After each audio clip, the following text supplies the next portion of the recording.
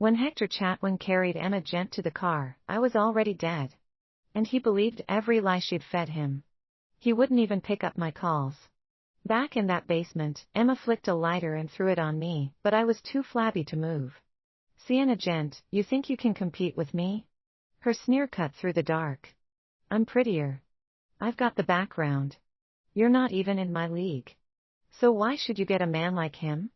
Her voice dripped with venom. If I hadn't turned him down, you think he'd even look at you? She was right. Years ago, she'd brushed him off, he was broke, struggling. So our family offered me up instead to marry him. Now she wanted him back, even if it meant killing me. She'd made sure no one would find me down here and sealed every exit. Then, in order to complete her performance, she burned her own arm. And Hector? He was out of his mind with worry. Emma, don't be afraid. I'm here with you, like always. He glared into the shadows, his face twisted with fury. I can't believe how cruel Sienna's been to you. She wanted you dead. Emma raised her tear-streaked face, eyes glistening. No, don't blame Sienna. I'm sure. She's just scared. Why are you even defending her? She knew you were injured, that you couldn't leave on your own, and she still walked away. She's not fit to be your sister. A woman like that. If she dies in a fire, it's exactly what she deserves. I was hovering above them in spirit form. Each word cut through me. 7 years of love, nothing but a lie. The man I'd loved with everything now hated me, all because of Emma. And it wasn't the first time. Years ago, she'd broken her leg right before a dance competition. She'd faced Hector, tearful, saying, "Don't be angry at Sienna." She didn't mean it. I forgot today was her birthday and still made everyone come watch my performance. I understand if she's upset. She'd smiled, forgiving me so gracefully. But I knew the truth, she'd tried to push me. I'd barely dodged. Hector's face had turned red with rage, and he slapped me. His first time, and he'd hit me hard. You knew Emma had an important competition, and you made her fall and break her leg. What were you thinking, Sienna? Just because your world is dark, does that mean you want to drag everyone else down too? His words stung more than the slap. Everyone knew my world was dark. I was blind in one eye. Unlike Emma, vibrant, radiant, a star dancer. She was everything I wasn't. And me. I was the girl with a blind and dull right eye. People flinched when they looked into it. There was no security camera in that corner, so I took the blame. Even my own mother looked at me with disgust. Sienna, she's your sister. How could you hate her so much? How could I ever hate Emma? I just didn't get it. Why, when we were both our mother's daughters, was I the one she didn't love? I didn't understand until I turned 18. She'd wanted a son, and my birth had been her last try, but when I came out a girl, her disappointment ran so deep, she let it turn to resentment. From then on, my life was nothing but neglect and hurt. All because I wasn't the child she wanted. In her eyes, I'd ruined everything. Emma got everything. I wore her hand-me-downs, used her leftovers. My allowance was half of hers, even in school. I thought for years I just wasn't good enough. Then I came in first on a major exam. That night, she burned my award certificate. Are you trying to make Emma feel bad? Flaunting your grades when she didn't do well? How could I have raised such a selfish child? Emma had bombed that test, yet I was the one being punished. It wasn't that I wasn't good enough, I'd never been the daughter my mother wanted. And Emma? She just smirked. Mom loves me best, no matter what you do. Kids learn from what they see. Mom didn't like me, and Emma took it to heart. She tormented me in secret. Even with every advantage, she still failed her college entrance exams. But I got accepted early to a top university because of a national science competition. For the first time, I thought I could have a future. But just as I was about to move forward, Emma shoved me back. She blinded me with a laser pointer. You really think you can compete with me? Just because you got accepted. That spot should have been mine, she said, laughing as I screamed, unable to stop the searing pain. In the end, I lost sight in my right eye. But my mother defended Emma. Emma was just joking, and you're blowing it up? You're not totally blind, you can still go to college, can't you? What's there to fuss about? If you call the police, let them take me away. The result. Emma was sent abroad to study, and the loss of my eye became just another small issue. I finally accepted my mother would never love me. Even on the day I died, her last message was still on my phone: if you have any decency, divorce Hector and let Emma have him. I stared at it, choking on smoke, my breath slipping away in that dark basement. 3 days after I went missing, Hector still hadn't looked for me. His whole world was Emma, glued to her side. Emma had said she'd take back everything that was hers. But I had never touched anything of hers. She was the one who'd discarded Hector. Once, she'd laughed, who'd have thought he'd become a billionaire? He was always meant to be mine, I'm only taking back what's mine. I thought it was ridiculous and ignored her. But before I knew it, Hector started pulling away. He hated when I touched his phone, wouldn't let me ask about his plans. Sienna, I told you I was on a business trip. Do you have to be so paranoid? I tried to believe Hector's excuses. But Emma's little provocations finally broke me. She posted a hotel check-in on social media. In the photo, they looked close, too close. I could see the mole on his shoulder. It was Hector. My husband. That night, I had too much to drink with a client. He shrugged. Emma just helped me to my room. She's your sister, why do you treat her like an enemy?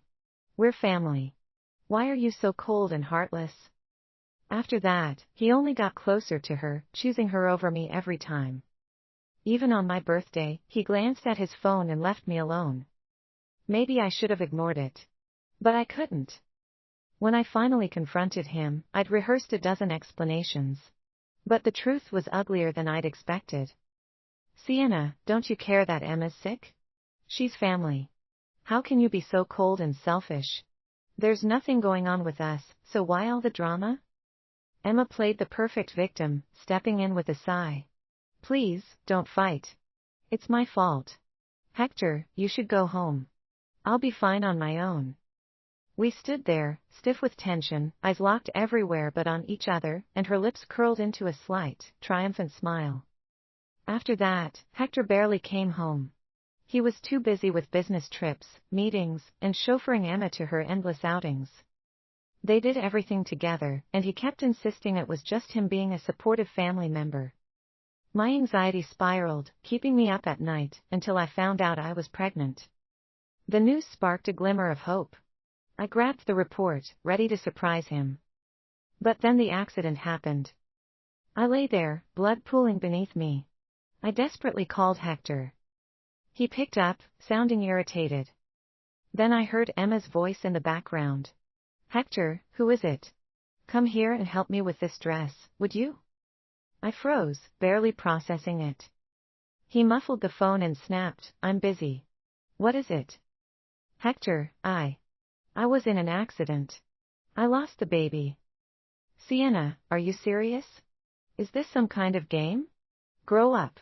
Haven't you caused enough trouble? My heart went cold. The baby was gone.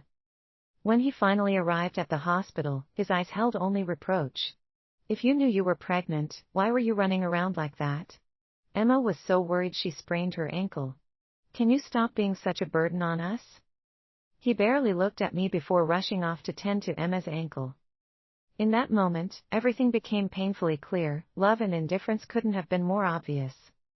I let out a bitter laugh, tears spilling over, draining the last warmth from my heart.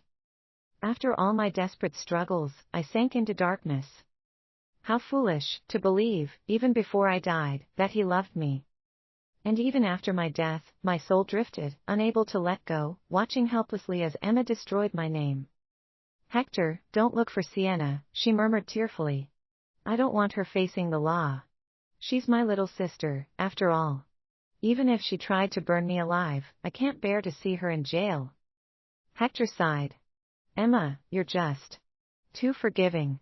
She ruined your leg, almost burned you alive, and yet you still defend her. Emma melted into his arms, her face soft and sympathetic. I was always the better sister, she murmured, voice thick with emotion. She was jealous, but I never thought she'd hate me this much. Her voice quivered, and Hector's eyes darkened as he deepened his grip on her. I won't let her hurt you again. She crippled you, Emma. I can't forgive her for that. I'll divorce her. I'll protect you, no matter what. As I heard his vow, a hollow ache filled my chest. Turns out, even souls feel pain when there's regret. No one had even bothered to question the fire Emma set. I was labeled a fugitive, accused of arson and hurting my poor, innocent sister. Hector didn't ask the police to look for me. He didn't even return to our abandoned house, where weeds grew wild, hiding secrets. My cold, lifeless body would stay hidden forever. After Emma healed, Hector started calling, but each call went unanswered. Eventually, he sent a furious message. So, you know you're guilty and can't even face the consequences, huh? Sienna, no matter where you've run, come back and finalize the divorce.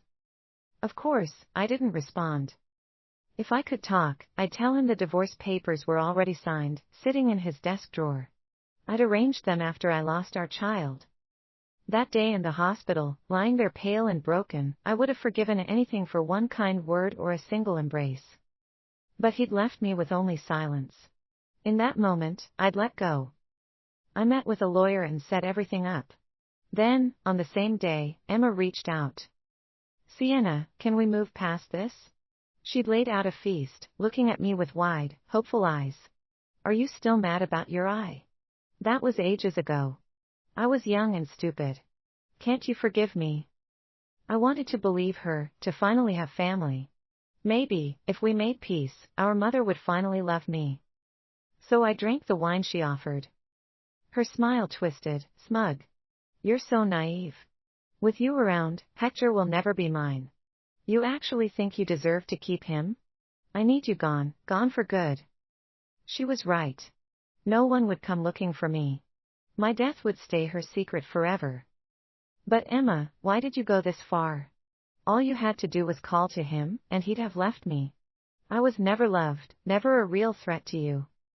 The fire soared, swallowing the basement. Drugged and weak, I lay there as smoke filled the room, darkness finally taking me.